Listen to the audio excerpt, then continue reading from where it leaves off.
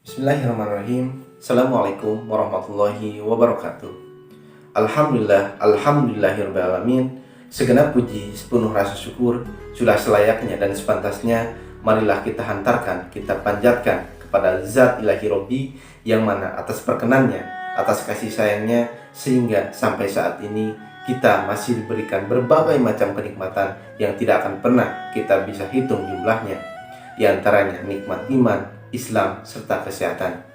Tidak lupa sholawat serta salamnya semoga senantiasa tercurah dan terlimpah kepada junjungan kita, suri taulan kita, yakni Habibana wa Nabiyana Muhammad SAW.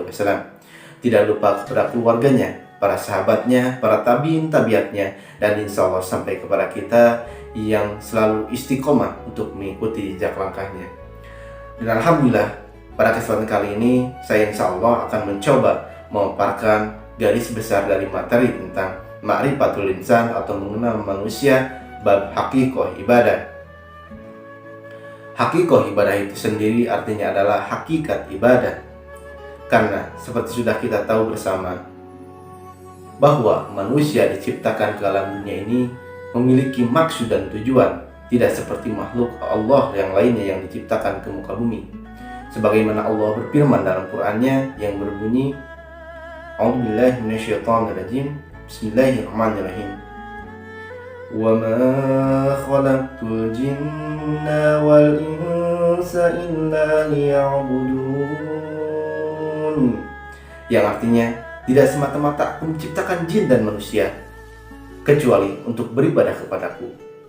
Maka dari ayat ini dapat kita ketahui bersama bahwa kita selaku hamba Allah memiliki tujuan utama, yaitu adalah untuk beribadah kepada Allah. Maka dari itu pentingnya juga kita untuk mengetahui apa dari arti atau hakikat ibadah itu sendiri.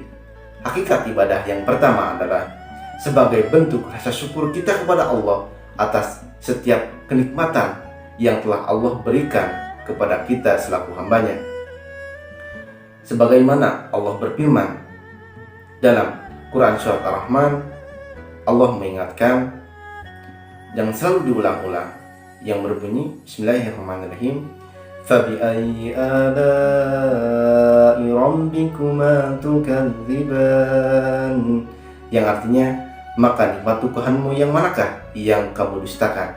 Allah berfirman dari ayat ini bahwa untuk mengingatkan kita selaku hambanya agar jangan sampai kita mengkufuri setiap nikmat yang telah Allah berikan, karena segala kenikmatan itu adalah hakikatnya pemberian dan kasih sayang Allah SWT.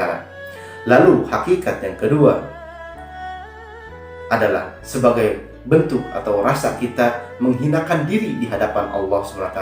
Karena apa? Karena kita ini adalah makhluk yang lemah, kita ini adalah makhluk yang hina, kita ini makhluk yang tidak mempunyai daya dan upaya kecuali karena pertolongan Allah SWT semata. Seperti kita tahu bersama, kita memiliki berbagai macam potensi dalam diri ini, mulai dari potensi pendengaran, penglihatan, dan hati, sampai kita bisa melihat. Itu semuanya merupakan kasih sayang yang Allah berikan kepada kita selaku hambanya. Maka sudah selayaknya kita untuk menghinakan diri sehina-hinanya di hadapan Allah SWT, karena kita ini makhluk yang lemah. Kita ini tidak mempunyai daya dan upaya kecuali karena pertolongan Allah SWT. Lalu hakikat yang ketiga adalah dalam hal ibadah kita ini harus dilakukan dengan cara khusyuk atau tumanina, agar kita lebih terasa nilai-nilai ibadah itu semata-mata sebagai bentuk rasa syukur kita kepada Allah. Kita lakukan jangan hanya sebatas untuk memenuhi tugas, tapi sebagai bentuk rasa syukur kita dengan cara apa? Kita tumaninahnya ibadah, tenangnya ibadah kita adalah rasa kita menikmati ibadah itu sendiri. Karena kita hakikatnya sedang menghadap kepada Allah dalam hal ibadah itu sendiri. Kita berterima kasih kepada Allah dengan cara hormat atau sopan santun, tidak tergesa-gesa dan tidak terburu-buru. Itu semua karena kita tahu bahwa apa yang kita lakukan, apa yang kita perbuat takutnya tidak diterima oleh Allah SWT. Mungkin itu adalah gambaran dari hakikat ibadah. Yang pertama, sebagai bentuk rasa syukur. Yang kedua, untuk menghinakan diri kita di hadapan Allah SWT. Lalu yang ketiga, hakikat ibadahnya itu sendiri harus dilakukan dengan cara yang khusyuk atau tumaninah. Maka sekian gambaran atau garis besar dari bab hakikat ibadah atau hakikat ibadah yang bisa saya sampaikan. Mohon maaf bila banyak kekurangannya. Billahi taufiq wal hidayah. Assalamualaikum warahmatullahi wabarakatuh.